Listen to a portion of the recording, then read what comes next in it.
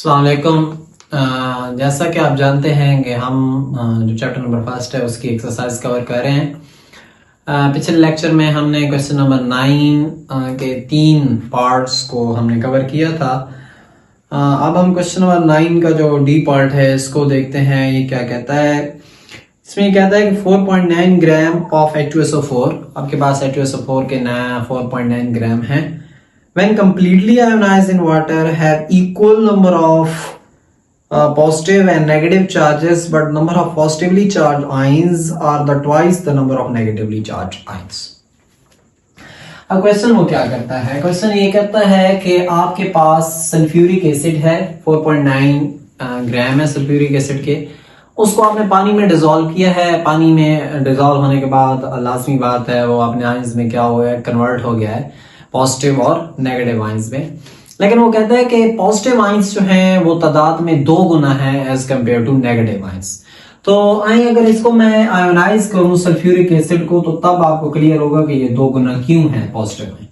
Sulphuric acid का formula होता है, इसको जब आप वाटर में डालते हैं, वाटर में आयोनाइज करते हैं इसको, तो ये कैसे बन जाएगा, ये बन जाएगा 2H पॉजिटिव और SO4 ट्वाइस नेगेटिव। अब आपको क्लियर हो गया होगा कि ये जो हाइड्रोजन आयंस या पॉजिटिव आयंस जो हैं वो ये 2 गुना क्यों है। देखिए, क्योंकि आयनाइजेशन के बाद आपके पास हाइड्रोजन के कितने आयंस बनते हैं, 2, लेकिन सल्फेट के कितने बनते हैं, जस्ट 1।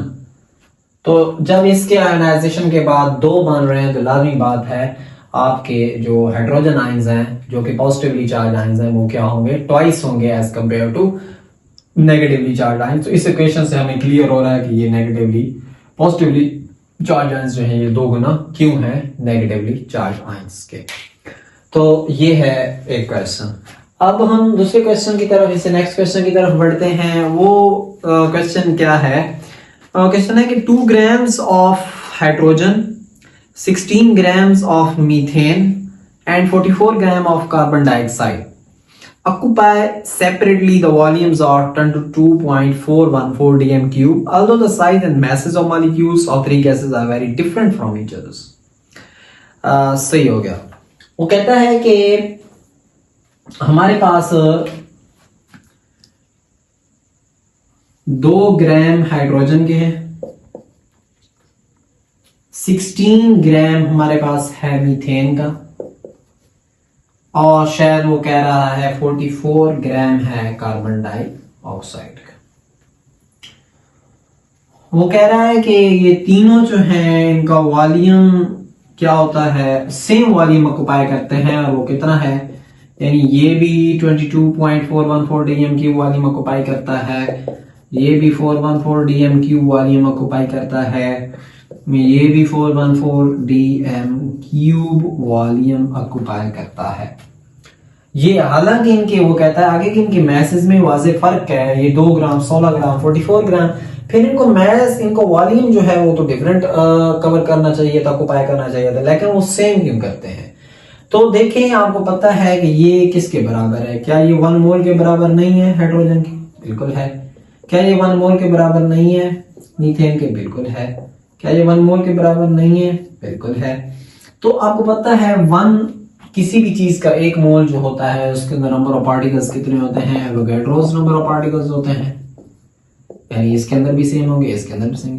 अब पार्टिकल्स की तादाद सेम है तो लाजमी बात है उनका जो ऑक्युपाइड वॉल्यूम होगा वो भी क्या होगा, सेम होगा, और इसको आप क्या कहते हैं, मोलर वॉल्यूम कहते हैं। क्या कहते हैं, मोलर वॉल्यूम, यानी 1 मोल किसी भी चीज का, किसी भी सब्सटेंस का, किसी भी एटम्स का, किसी भी मॉलिक्यूल का 1 मोल जो है एसटीपी पे, स्टैंडर्ड टेम्परेचर और प्रेशर पे, वो क्या करता है, ये वॉल्यूम ऑक्युपाई करता है। तो इसलिए हम कहते हैं कि ठीक है इनके मैसेज तो मुख्तलिफ है, लेकिन चूंकि 1 मोल है और हर चीज का 1 मोल जो है वो 22.414 डीएम की वॉल्यूम ऑक्युपाई कर रहा होता है, क्योंकि उसके नंबर ऑफ पार्टिकल्स की तादाद क्या होती है, सेम होती है।